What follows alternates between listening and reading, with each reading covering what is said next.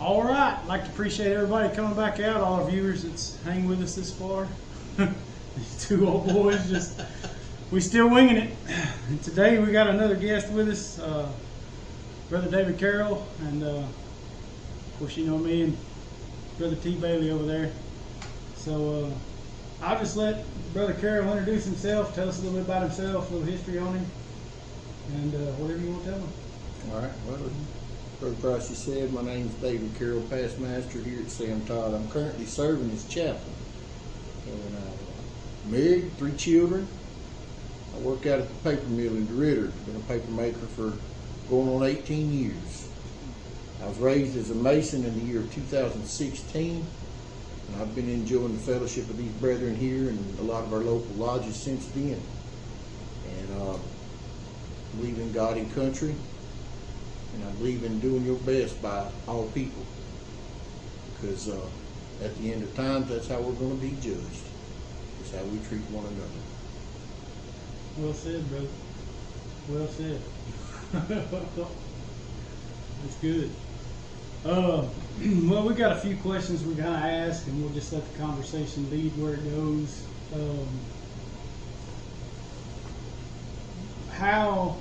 What led you to Freemasonry? Like, what made you choose? What said, yeah, I'm going to join, I'm going to see what it's all about?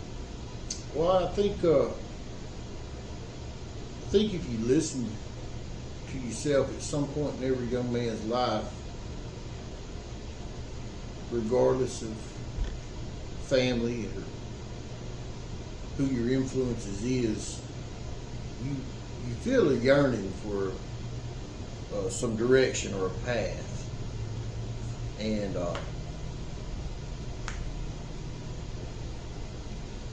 there was plenty of things that I was involved in when it came to, like, in school. I played sports as a young man. I, had plenty of friends, and spent time with them. But that there was always kind of call it a void,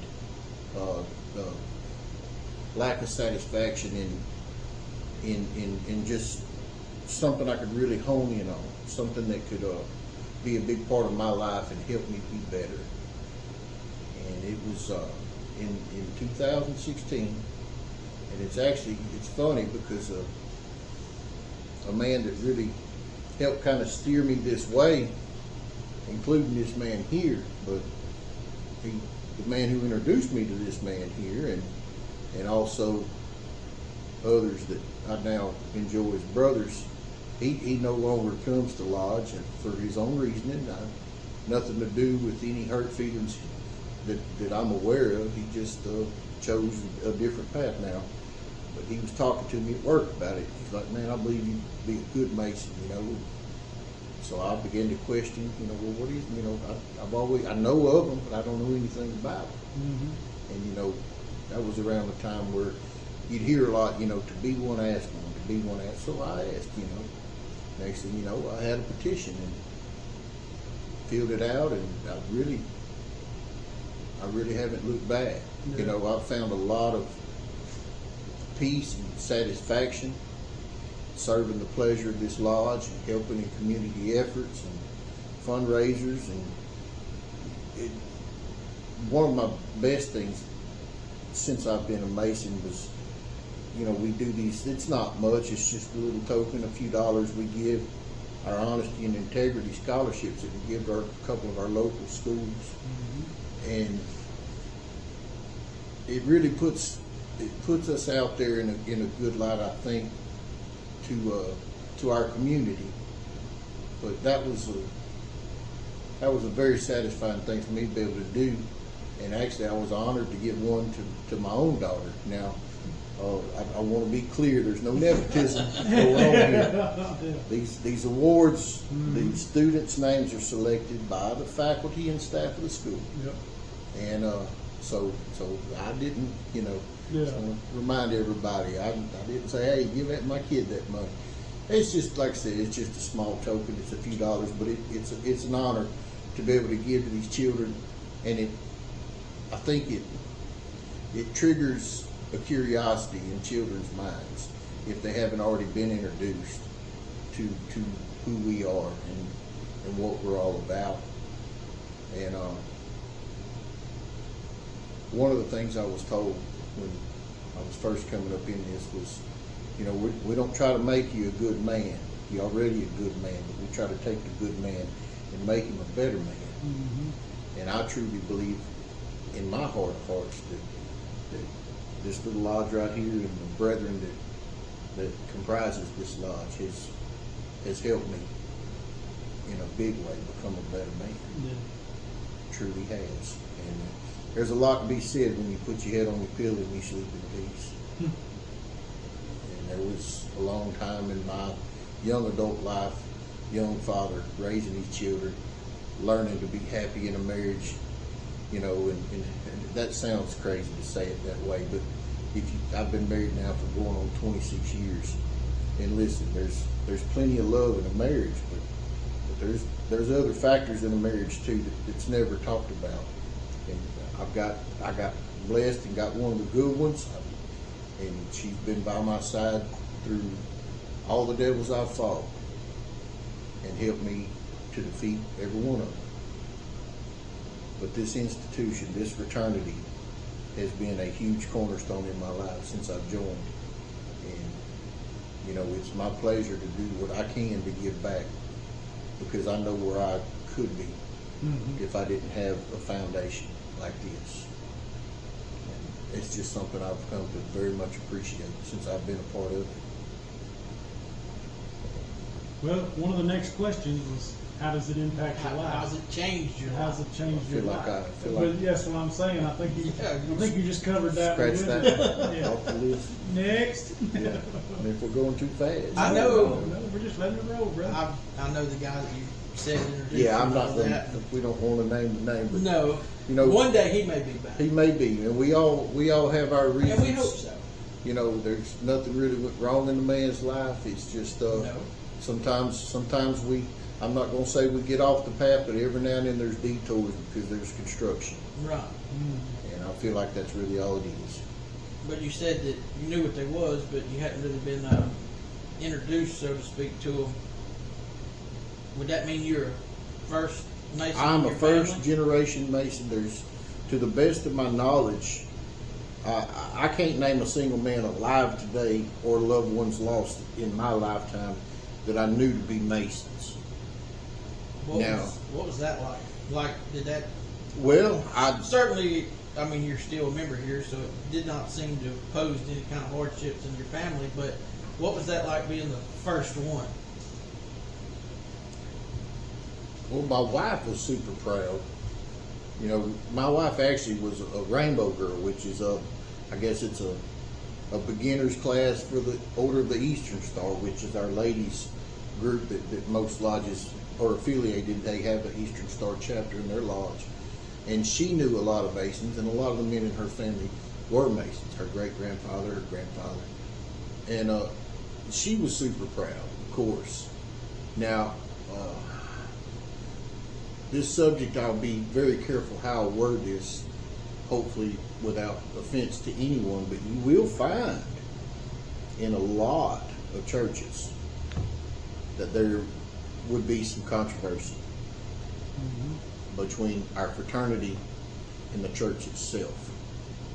Now, our little lodge is situated right next to a church, and as the best of my knowledge, there's never been a problem. And I do believe there has been several events in past years where they were affiliated together doing things for the community. I could be wrong, but it's my understanding there's never been any type of strife.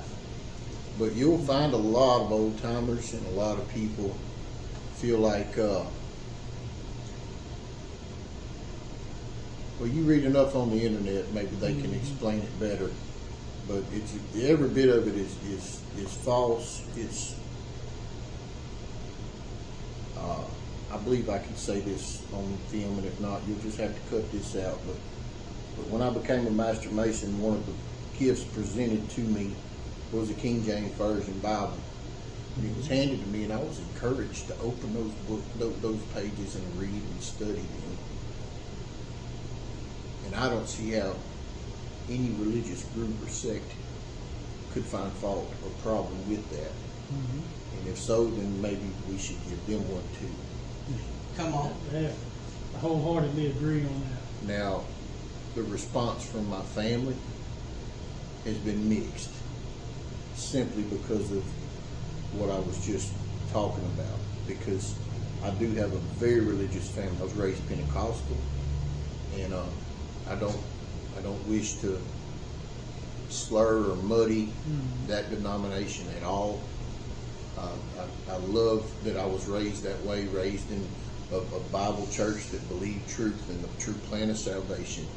And I believe that we all have to find our soul salvation in those pages, but not only in those pages, but our actions every single day. I kind of touched on that earlier. If you're seeking salvation, you'll find God's Spirit at the altar, but I think you're going to find salvation in how you treat your fellow man, in giving and charity. I mean, we say it all the time. Charity, that is one of the chief cornerstones of our fraternity, is to give. And you shouldn't have to ask for what ought to be given. And if you have enough and your neighbor don't, then shame on you if you haven't shared. And so yeah, there was plenty of, my grandfather, super proud, don't have an issue. Oh, I know some Masons, they're great men. My father, oh man, I've always wondered about that. You know, I've always kind of been interested. I just never did pull the trigger and join. I kind of wish I would have sometimes, especially now that you're in it, you know, and things like that. But of course, then there's others that are, we call them naysayers or doomsday people, you know, and it's, you don't want to get yourself into a fit of controversy with someone simply because they're ignorant of facts. And then if you think ignorance not an ugly statement, it simply means they just don't know. Exactly. They just don't know. And that's okay. It's okay. You know, we can't have everybody. We're still a very powerful organization. Our numbers are worldwide, and I think we've got a good thing going here in our little lodge. You know, we actually, I think we're a pretty strong lodge. I've seen a lot of lodges this size and they're struggling. They really need some membership. They really need some help. And I'm pretty proud of what we do here, how we reach out to our community. You know, in good times and bad. Hey, you let a hurricane come through here, these doors are going to be open. There's going to be food boxes handed out, water, relief to the whole community. It's not just for me and mine and those that I rub shoulders with. Anybody pulls up here, and if we've got it, it's yours, my brother. God bless you. And that's something I'm proud of. And I don't really care. Honestly, I don't care who likes or don't like that, because he's the one that sees. He's the one that knows that, you know, hey, he's feeding my sheep. Right. And that's what we're called to do. Amen. Do you think there's a chance, maybe the three of us may not live long enough to see it, but do you think there's a chance in the future that the reputation that Masonry has now could change? Oh, 100%. I believe it will, because of this right here. Social media, the internet, it's ruined so many things. It's ruined so many things. It's been a good tool. Right now we're using social media to try to get some of the word out of what we as men are trying to do to preserve the integrity of this institution while still maintaining its secrecy and keeping that tone of good report. But just as easily as we can do this to get the word out, there's somebody else that's going to bash that. And there's just so much evil now. And I mean, that book that I was handed, that I was encouraged to read, I've been through that thing a few times, and it talks about that, about good being called evil and evil being called good. And there's so much out there that people will believe anything, whether they have the proof or not. Their proof is, I saw it on social media. I believe that because I saw it. But you never lived it, so you really can't be 100% sure. That's right. That's right. So do I believe that our reputation will change? I believe it has already. There was a time when this fraternity was respected. World leaders were Masons. And a lot of folks don't realize this. A huge amount of some of our greatest monumental structures were built by Masons. Absolutely. We built this world, but to keep it, there's just so much. There's so many lies out there that people will believe and are believing. I've been asked more than once. There's this one cat at work. I mess with him. He wants to come up here. I know that handshake. Let me show you that handshake y'all do. And I'll stick my hand out there. Go ahead and show me. I'll let him play with it. Go ahead and go with it. Whatever you want, man. And it really don't matter what he does, whether he's right or wrong. It don't matter. He'll never know. I'll tell him, oh, that ain't it, man. Where'd you get that? The internet? Yeah, I seen it on the internet. That's it. I said, well, that's shame on you.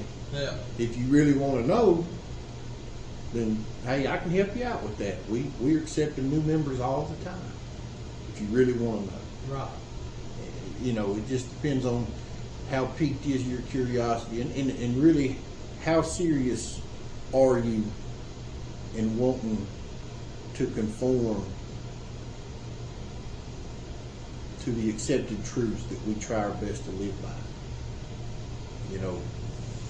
To me, it seemed like he kind of wants to make a joke of it. Mm-hmm. And so I don't take it serious. I'd love for anyone that wants to be, and hey, even if you live over there, there's a lodge over there. Yeah. They'll take you, Yeah. and you'll learn a lot of the same things. And really, truly, a whole lot of these secrets that people talk about, if you want to know them, open up that Bible and read it. Mm-hmm. They're in there. Do you think that because we give a Bible, which probably a lot of people don't know that's where people think that the religious aspect of it comes from? Because we Like give Masonry's a religion? I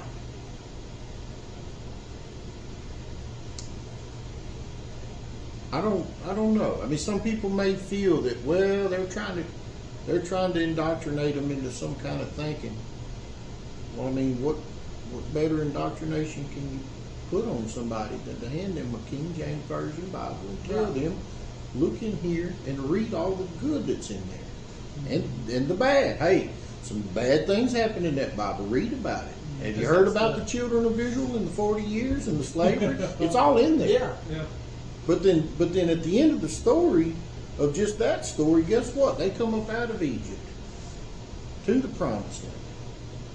There's lots of good truth in that book. Now, again, I had a little bit of a head start with that book before I've got a few of them Bibles. They all say King James Version. And I mean, it might hurt a lot of folks' feelings, but I've said it and I'll continue to say it.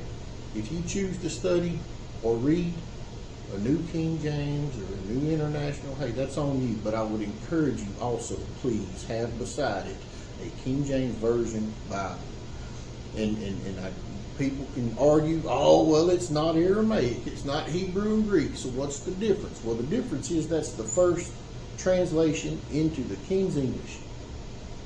And in my understanding, the bulk of this world, and especially these United States, we speak the King's English.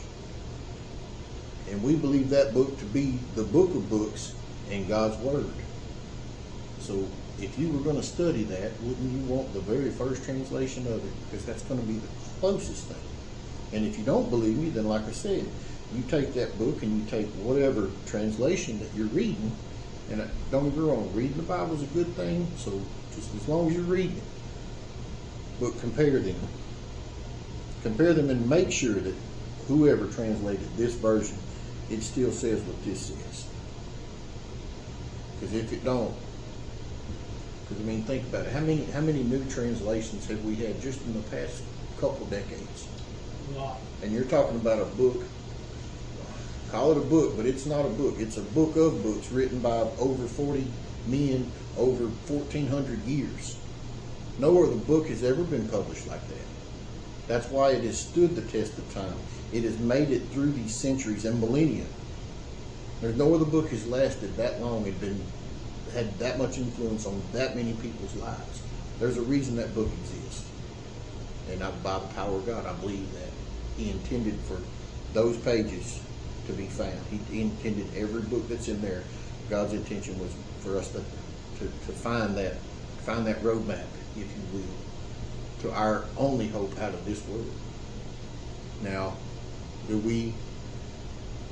I'm allowed to say this. We don't endorse religion here. There's no title over this door except for the name of this building and free and accepted Masonry. And that's what we are. Catholic, Pentecost, Presbyterian, Baptist, Methodist, you name it. They all come here, whoever they are. Right. As long as you believe in one supreme God. Well, we don't see people of other religions as their religion anyway. That's right. We see them as a brother. That's right. So That's right. that's what we're supposed to do. That's right. 100%. There's no discrimination at all. Would you say that there's like because we're talking about Masonry in the Bible, would you say that there's like possibly a spiritual connection between, like once you go through Masonry, would you think that maybe? I would say 100% that there is a spiritual connection.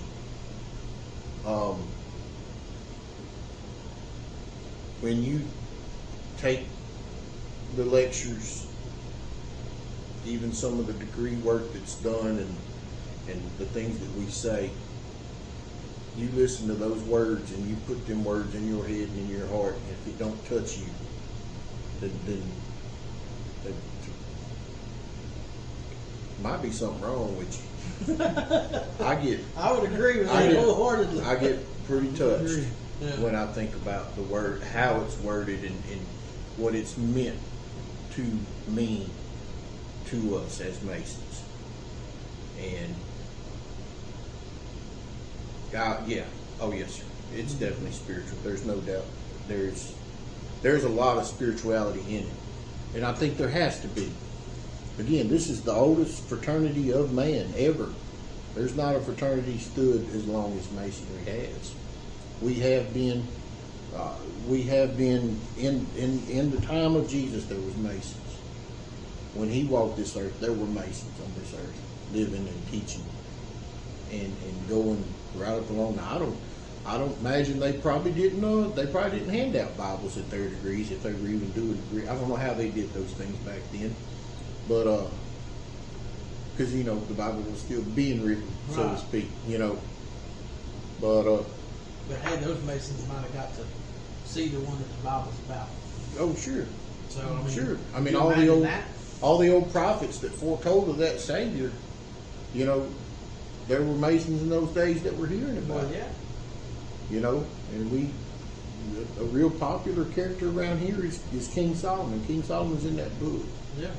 And King Solomon did build that temple. And if you know your word, David sure should have. A man after God's own heart. Yeah.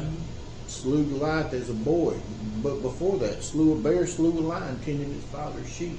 That's a miracle in and of itself. Just this little old boy had the faith in his God that as a boy he could overcome a lion and a bear, and absolutely couldn't believe that God's army, Saul's army, God's army, were quaking in their boots at one man down there in that valley. This uncircumcised Philistine, the same God that delivered into my hands the bear and the lion will deliver him to me. Now that's powerful when you can have faith in something like that, in a God that they may have seen.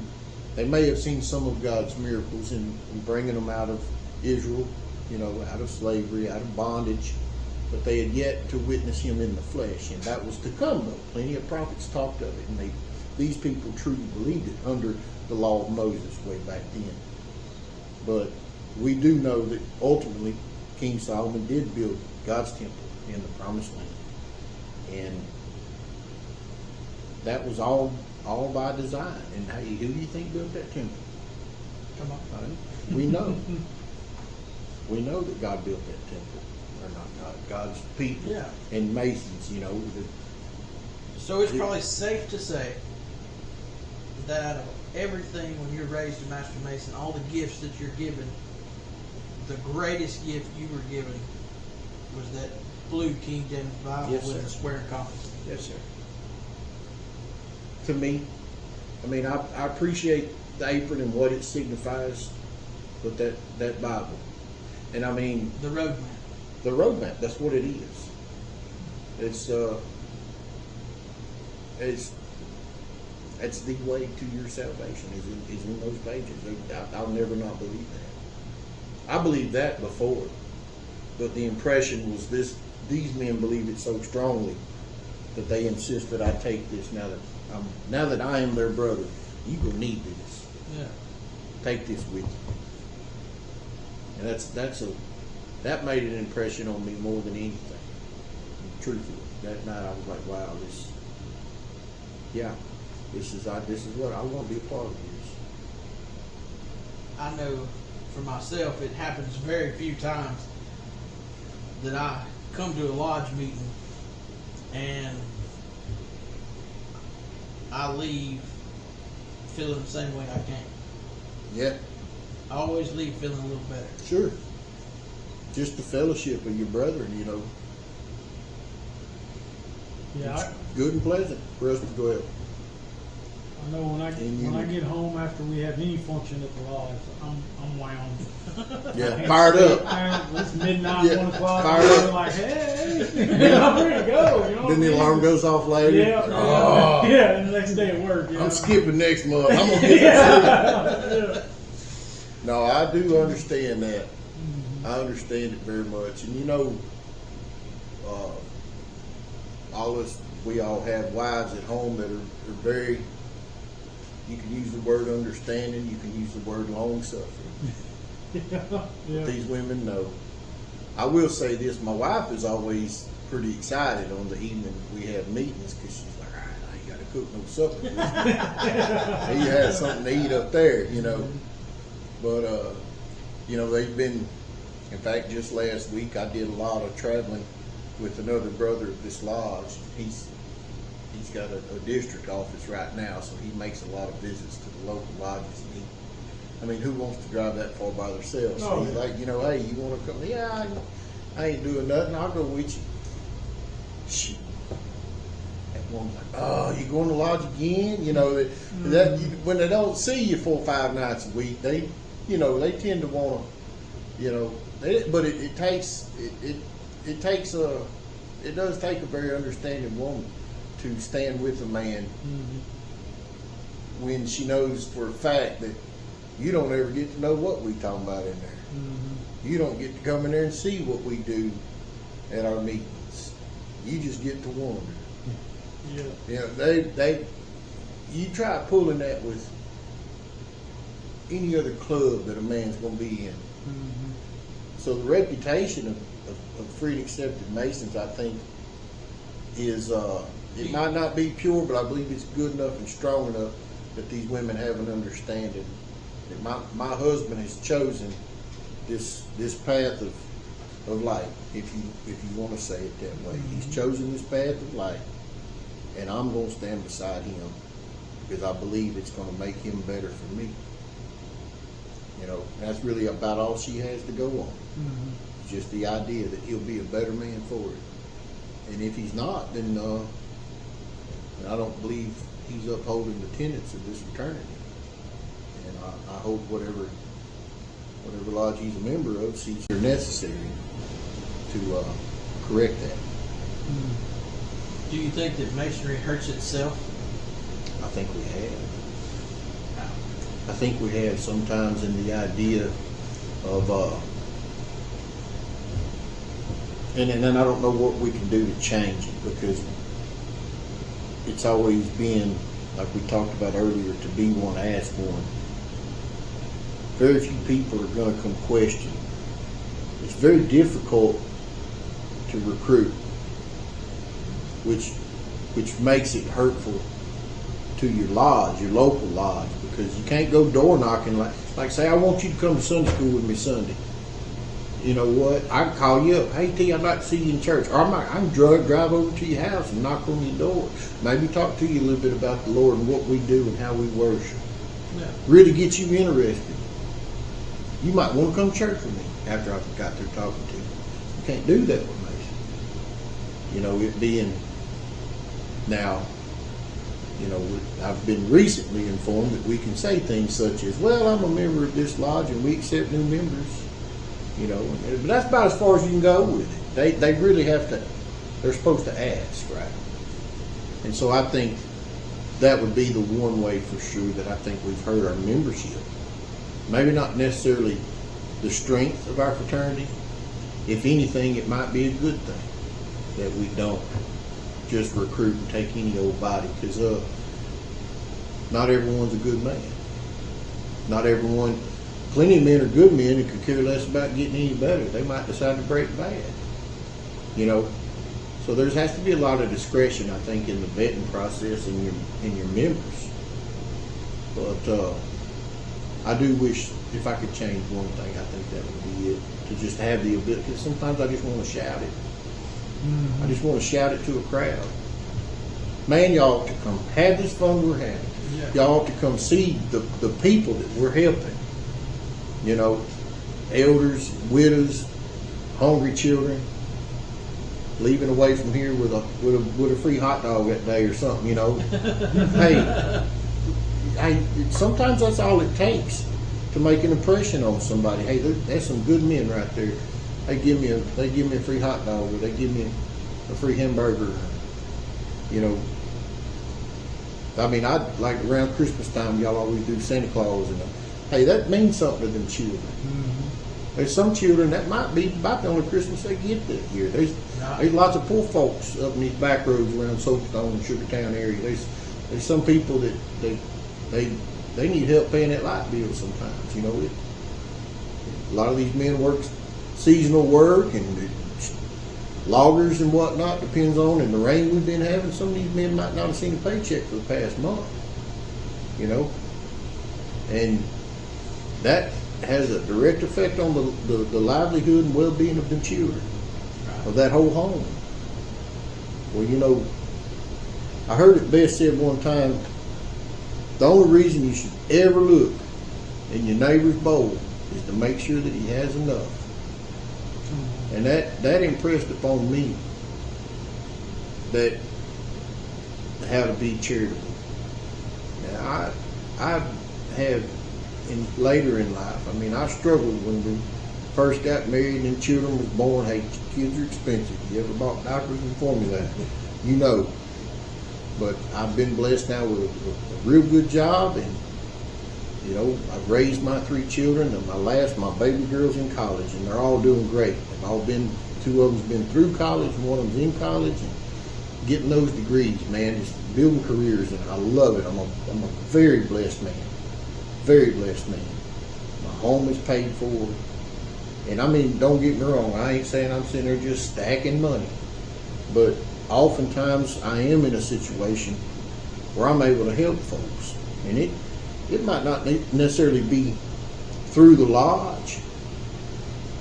It might not necessarily be through my local church that I go to when I can, because I do work a weird shift just like you guys. We all work this shift work, so you can't always be in church on Sunday morning, you know.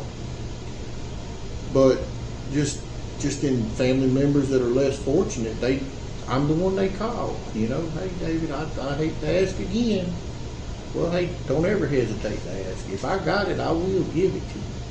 If I don't got it, I'm very sorry. You know, because I have been that one that was in need, and I've had outstretched hands to help me. I don't ever want to think that, well, this is my for and no more. You know, shame on anyone that thinks that. If you've got it to help, you ought to help. And I think this fraternity has helped really put the punctuation mark on that for me. in the idea of, you know, the Bible teaches us not to lay up our treasures on this earth, right? Because an old preacher used to say, I've never seen an armored truck fall on a hearse. Well, there's a lot to be learned from that. Amen. You know, what good's it doing to you to sit there with this money or with this? It could just be groceries. It don't matter. You know, hey, these people's hungry and you got plenty in the freezer. Bring them a pack of meat and a bag of beans. Yeah. That you feed a family for a couple of days, you know? Right. And like I said, when you put that head on that pillow at night, and then, hey, we're not doing this for the glorification or for bragging purposes. It's not. It's to help along our fellow man. And it's just really that simple. If you can do it, you ought to do it. And you shouldn't begrudge it. You shouldn't expect repayment when times get better. Because I have found this, that when you give a blessing expecting a blessing back, sometimes it don't work out too good. But oftentimes when you just give freely, you know, it said that God loveth a cheerful giver. Man, I want to help you. Don't worry about this. I ain't keeping score here. This is because you need it. I've got it. So here you go. And then put that out your mind. Go on about your business. Don't worry about that. I guarantee you it's going to come back. It might not be from them, but it's going to come back. Some kind of blessing is going to come back to you. It's, how does it say that the Lord will open up the windows of heaven, pour you out a blessing that you can hardly receive. And you just can't stand how good it is. But I feel like the more that you help and the more that you give, the more the Lord can trust you with to help and to give. Too often we get a little greedy. I say we, stepping on my toes here. We get greedy. We get that nearsightedness of, well, I don't know, my children need this. And no, they might want it. Can't argue they need it. Look at them little fat bellies over there. Ain't none of us been hungry in a minute. I'm talking about people that really, they need this help.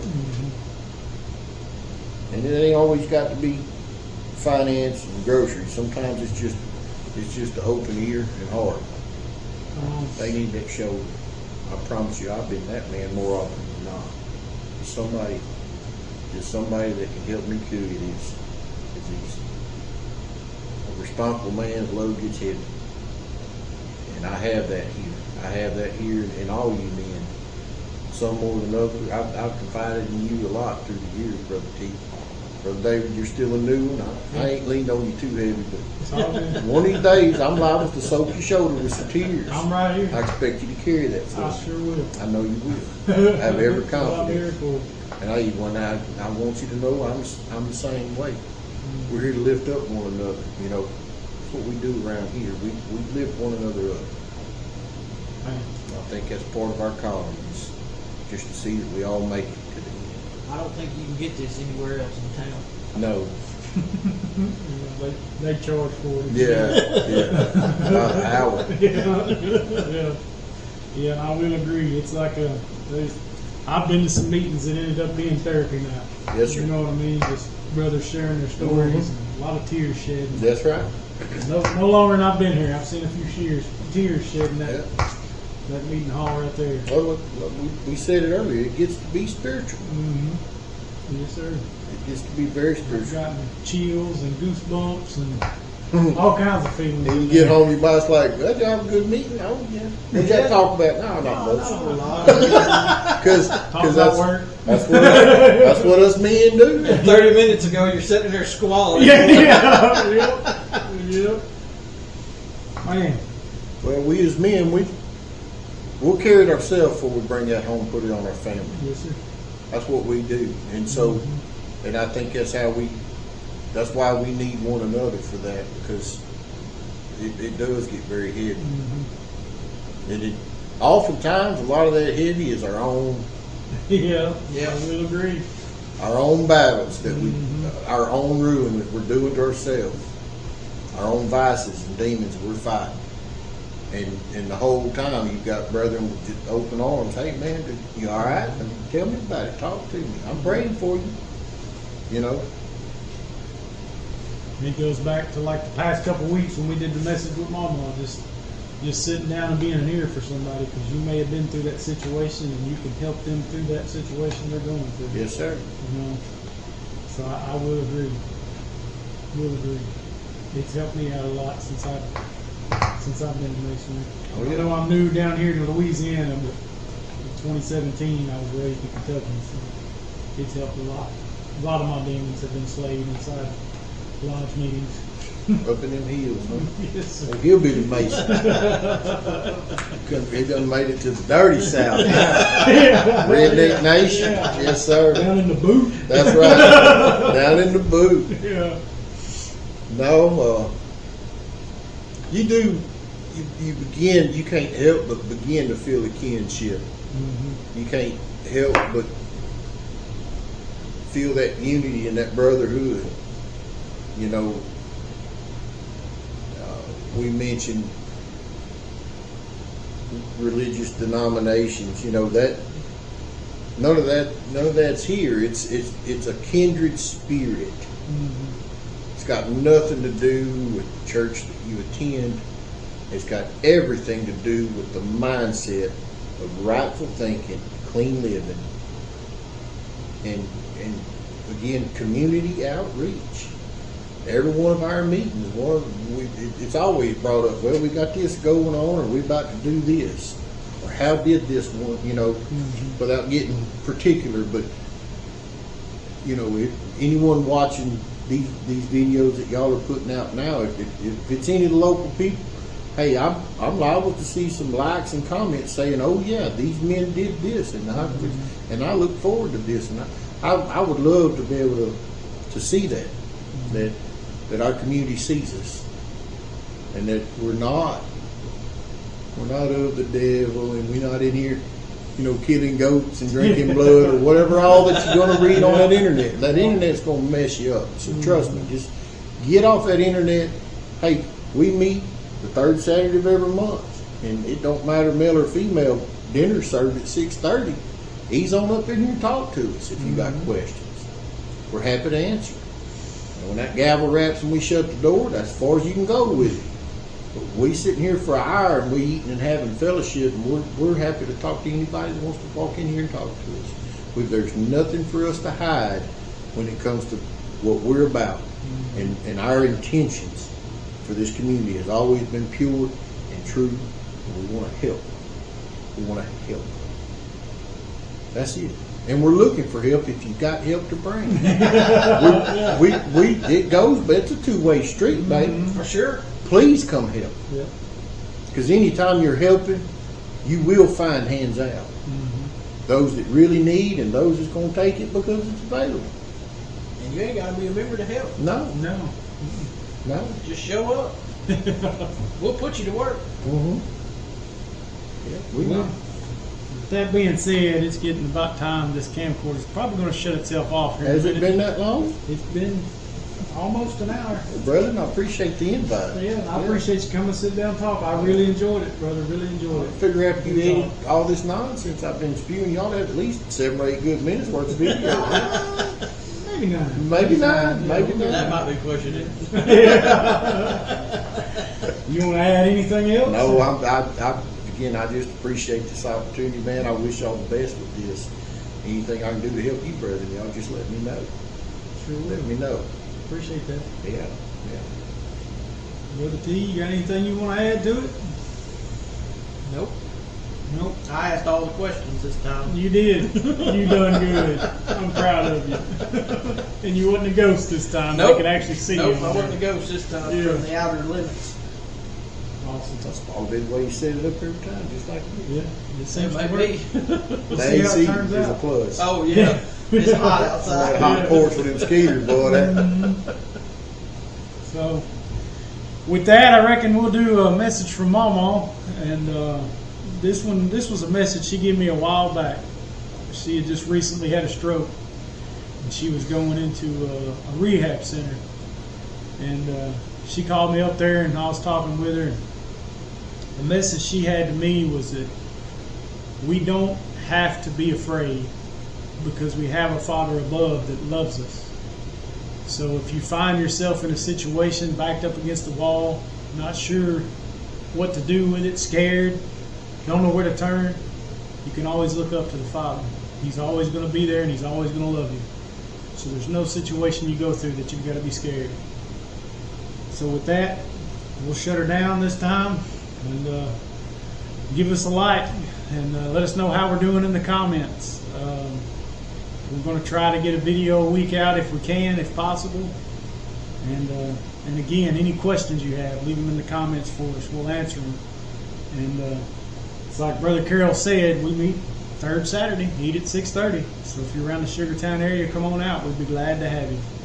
So don't forget to hit the like button, hit the subscribe button, ring that little bell. Boy, So you did good. You practiced that all week. No, I really didn't. I just pulled it right out of my overalls right then and there. Hey, it sounded good. Come on now. So until next week, we'll see you on the living level.